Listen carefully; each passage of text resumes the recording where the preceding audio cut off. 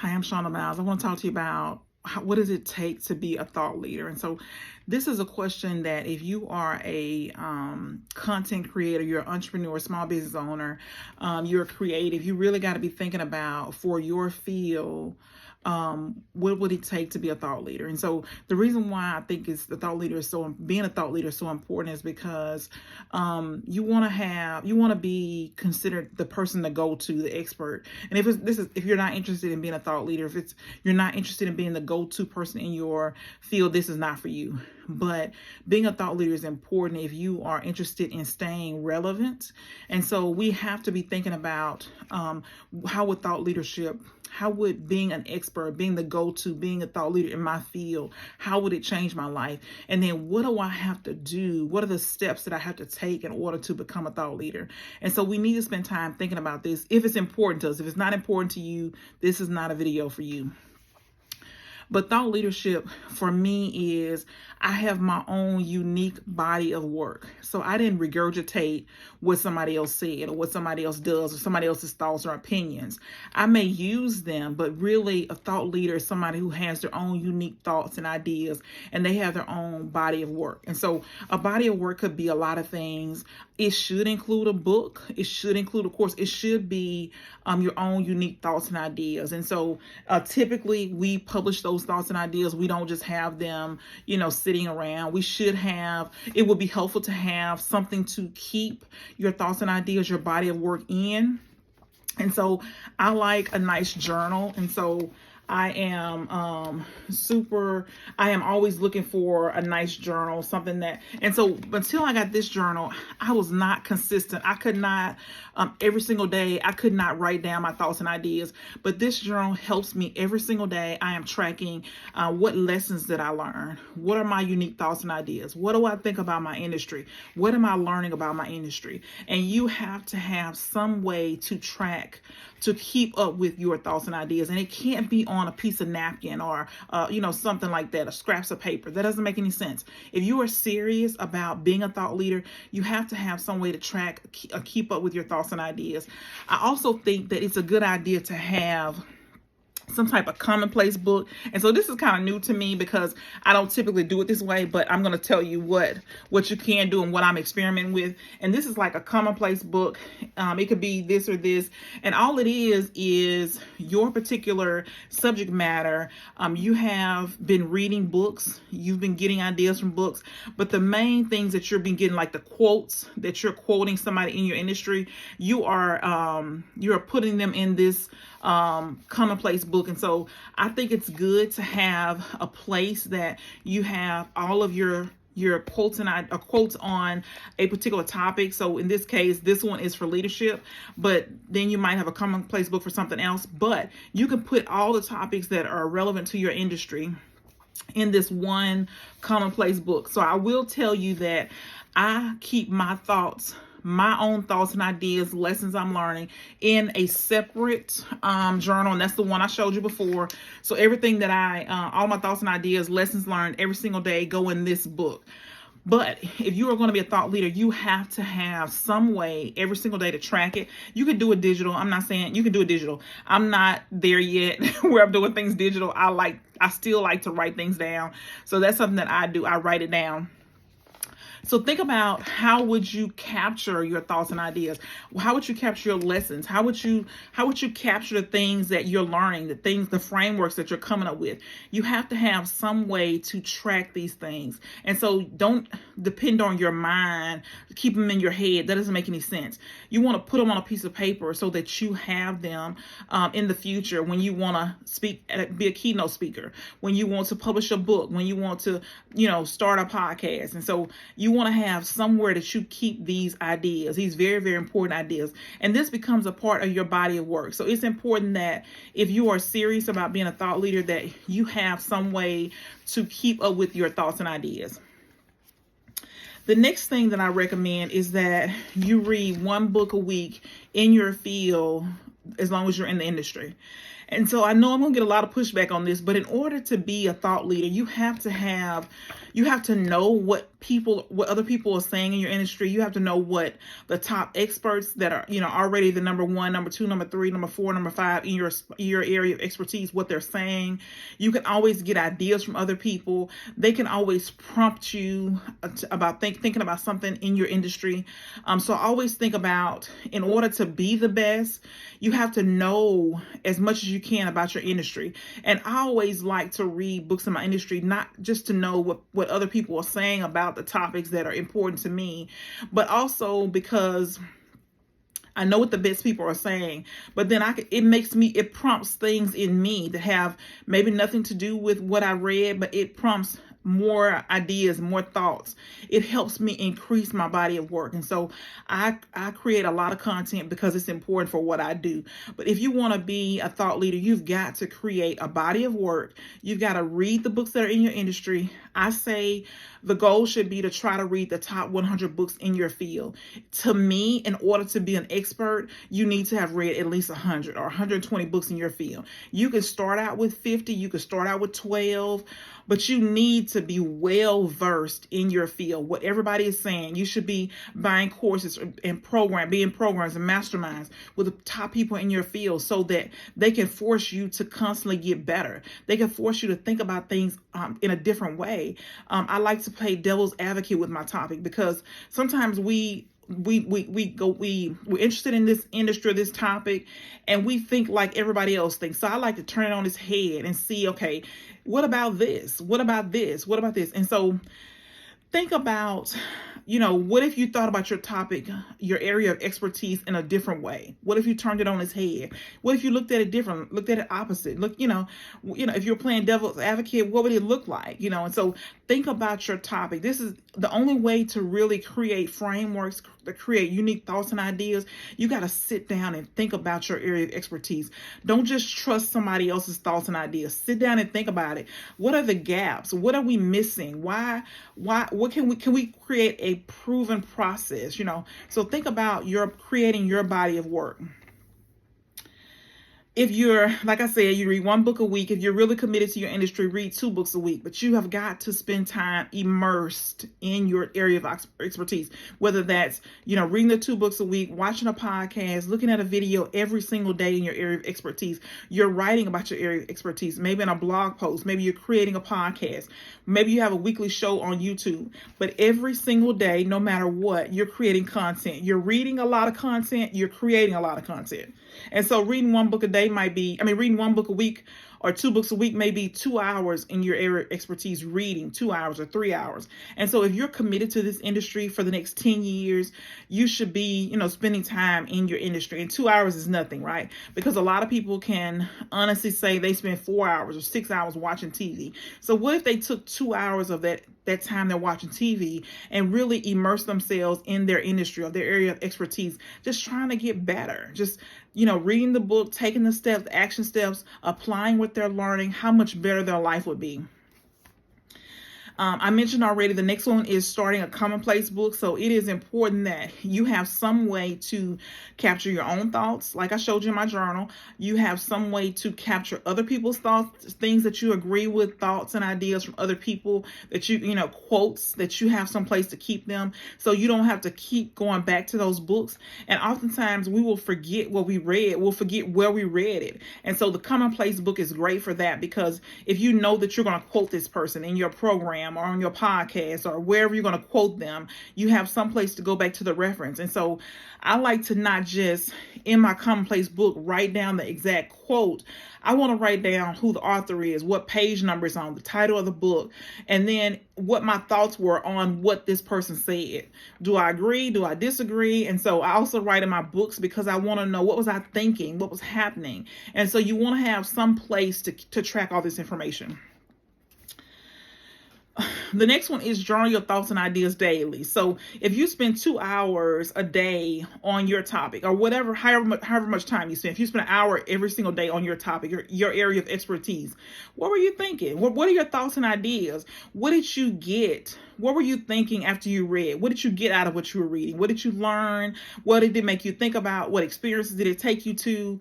Just think about that. Did it make you think about another person, another quote, something similar to somebody else said? So you want to be able to track that. if you are going to be a thought leader, you have got to create your own frameworks. You gotta, and this is like a step-by-step process of what you do. And all you have to do is, you don't have to make anything up. You could just pay attention to how you do things, how you believe that things work in your area of expertise. So just start thinking about, okay, what's the steps to this? What's the easier way to remember this? What's a complex topic I can make it simple? What's an easier way for me to do this? What's the easier way for me to teach this?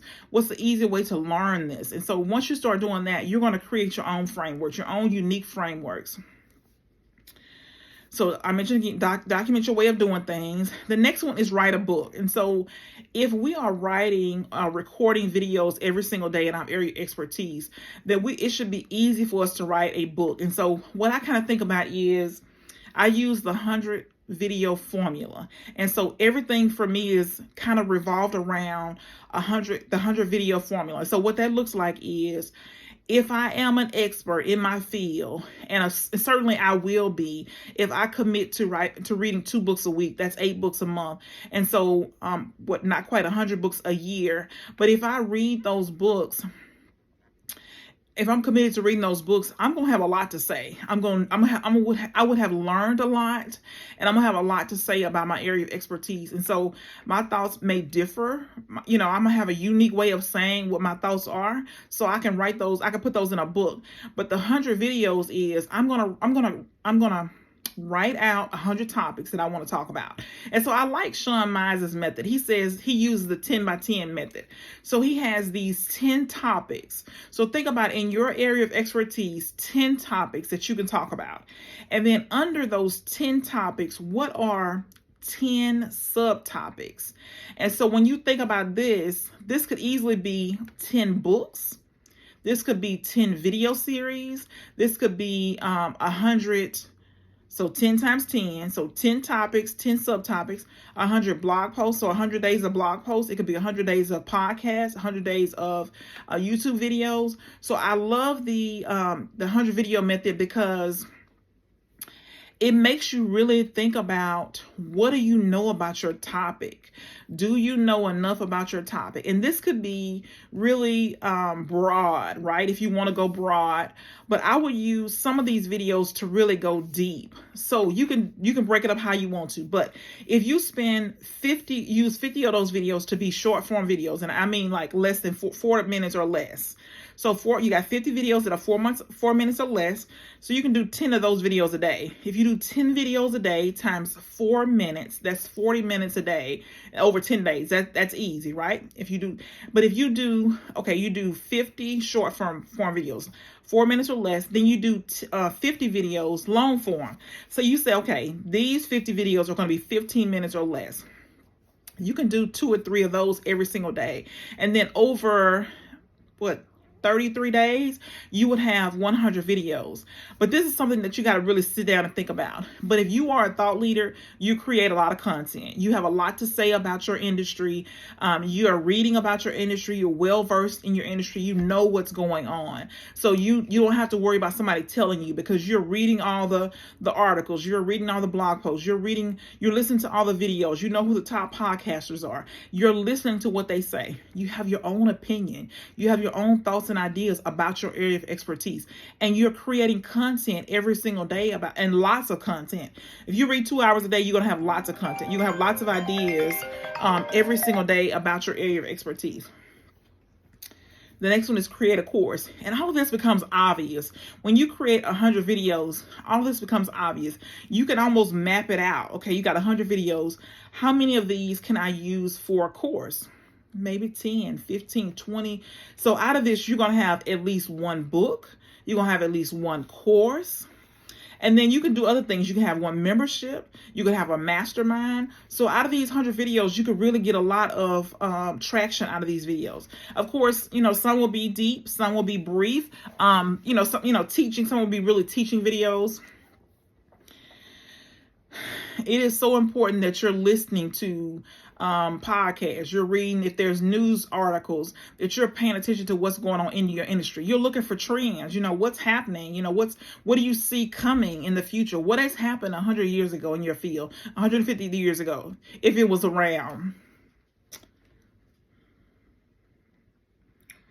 Know who are in the top 5% of your field. Know what they're doing. And so don't neglect the fact that there are people who are going to be better than you, that know more than you do. Know who they are. And then, invest in their programs, invest in their products, read all their books, so that you can get better and better and better. Because we're not going to know everything. We're going to have to learn and grow, get ideas from other people. We're going to have to, like I said, sitting and thinking about your area of expertise really will help you develop your own body of work. So you won't be regurgitating what everybody else is saying or doing.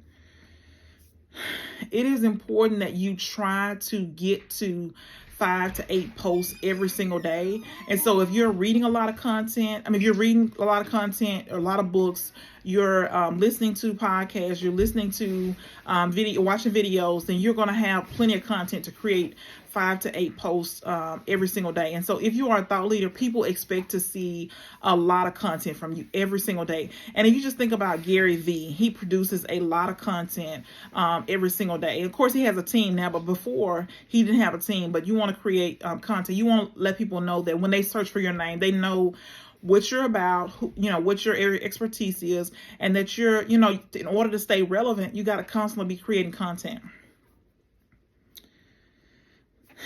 Post a blog post weekly. And so I like to do this every single day, but it's because of the way I create content. But at least post a blog post every single day. Have something to say every single day or every single week about your area of expertise. And you might have this mapped out, batched for a full quarter. But make sure you post at least one blog post every single week. This will help you to build up your audience, and as well as having some type of newsletter, exclusive premium newsletter with your highest thoughts and ideas that you're able to put into every single week. Start a podcast, start a YouTube show.